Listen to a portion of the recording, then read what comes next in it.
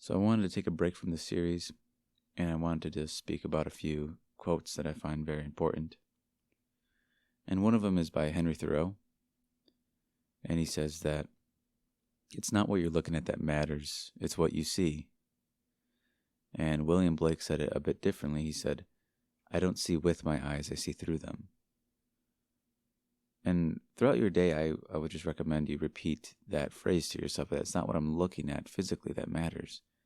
It's what I see. And just kind of pay attention to what is being said there. And I think you'll find what I found is that what you're actually seeing is not the physical object. You're seeing your own conception of yourself. And a perfect example is if I know two people experience the same experience, the same way. Nobody reacts to it the same way. We can watch a movie and see entirely different movies. I may like it, you may dislike it. I can bring 100 people before me and put $100 bill in front of them, and they all perceive it differently. They all perceive this physical object differently. Some people see it as a little bit of money. Some people see it as a lot. Some people see it as, could help with their rent or, could help with food. Some people see it as nothing. It just depends. Some people are against money. I don't know. Everyone has a different view. But what they're really seeing is not the physical dollar. They're seeing themselves. They're seeing their own conception. And their perception of reality is based on the conception they hold of themselves. It's important that I say of themselves because it's not of another. You only see yourself. That's why Neville says everyone's a messenger. But they're not a messenger in the sense that when someone comes and talks to you, those words are literally your words from their mouth. It's more that the way you interact with them in relation to them is based upon your conception. If you feel inferior to one and not to another, it's because you think on some level that they're superior and that's how you perceive yourself with them. But don't change them. They're just a messenger. If you pay attention to how you see things, it's all a messenger revealing to you your own conception. And a conception, I'm saying, is just the same thing as a state. It's a state of mind. It's a way of thinking about reality. Or about yourself. About yourself. And, a question that's often asked is, how do I know I changed my conception? Or how do I know I changed my state?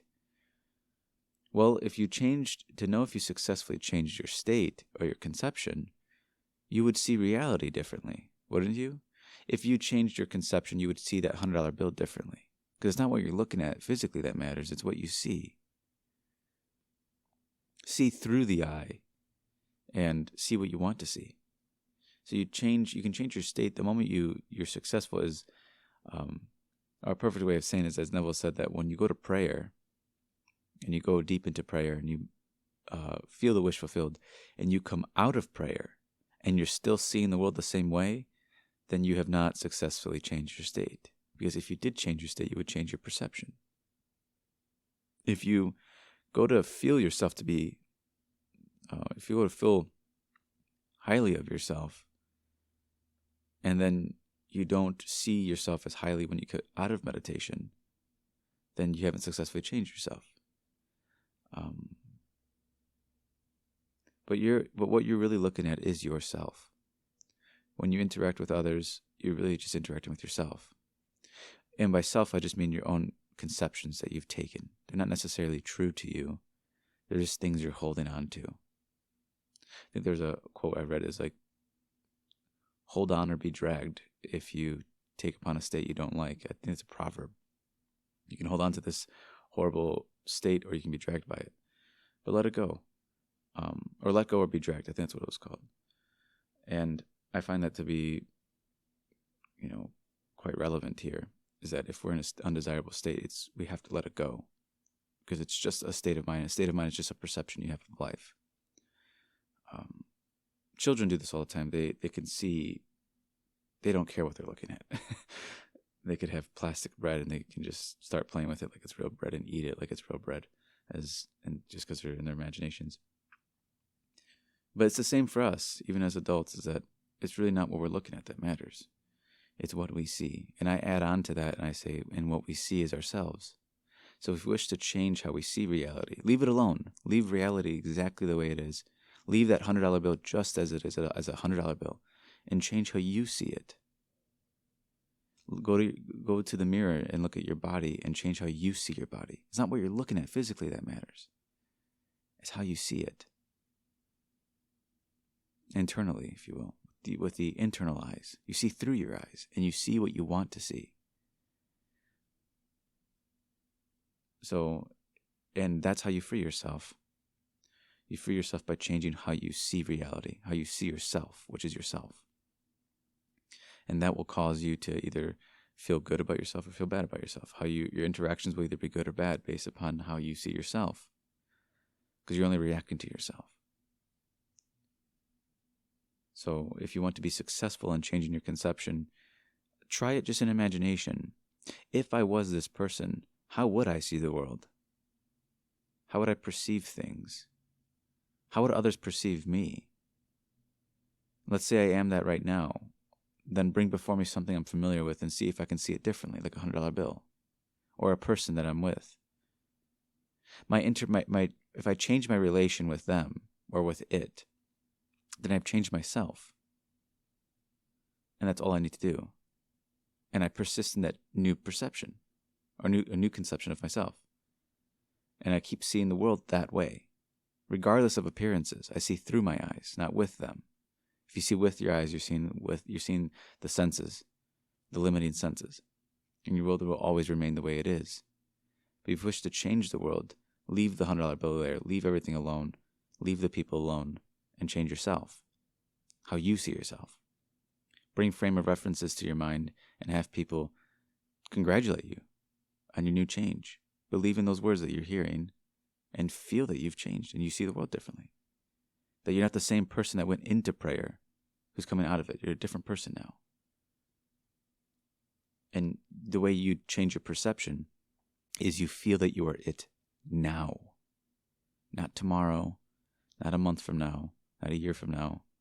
Or, you don't feel that, you don't go to the past. You feel that you're it now. The moment you do that, and the moment you feel you're it now, your perception will change. You will feel different, you'll react different, you will view the world entirely differently.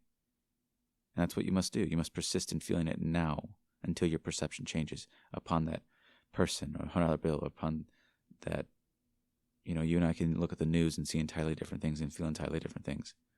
So I don't try to control the world. I try to change how I see the world, which is just meaning I change how to see myself. Regardless of what's happening, I see myself safe. I see myself the way I want to see myself. As a present tense fact, not as something I'm going to be. It's very important.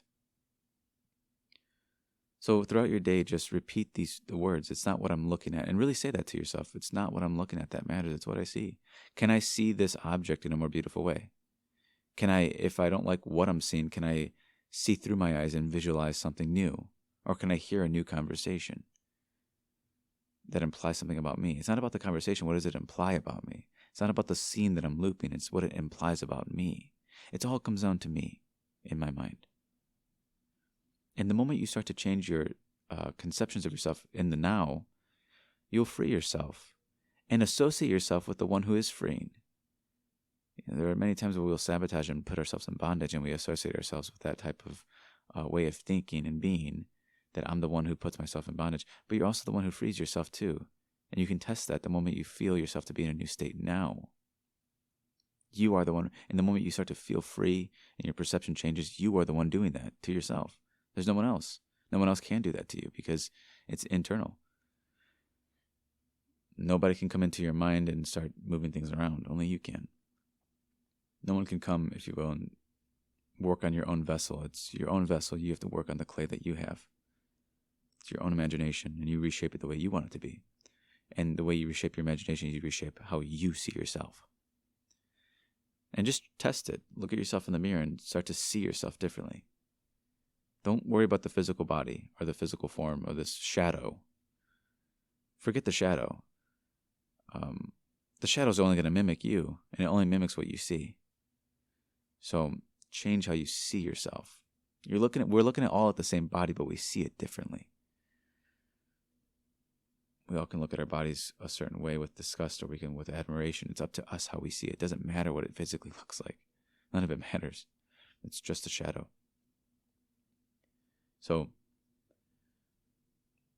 I hope that seeing that if you would change your state, you would change your perception on reality, and you change your state by feeling you're it now.